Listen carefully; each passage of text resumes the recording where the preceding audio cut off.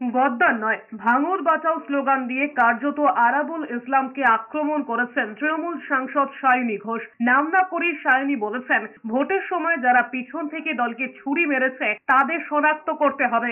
ISF, BJP, CPM পরে, আগে দলের অন্দরের গদ্দারদের শনাক্ত করতে হবে। প্রকাশ্যে আরাবুল ইসলাম এবং শওকত দ্বন্দ্বের মধ্যেই হুঙ্কার দিয়েছেন যাদবপুরের তৃণমূল সাংসদ। রবিবার 5 বিধায়ক এবং সাংসদকে নিয়ে ভাঙড়ের বিজয়গঞ্জ বাজারে কর্মী সভা করেছেন শওকত মোল্লা। শওকত মোল্লার সঙ্গে এক মঞ্চে দাঁড়িয়ে নাম না করেই আরাবুলকে আক্রমণ করেছেন সায়নী ঘোষ। তিনি বলেছেন, ভাঙড়ে তৃণমূল ঐক্যবদ্ধ রয়েছে শওকত মোল্লার জন্য।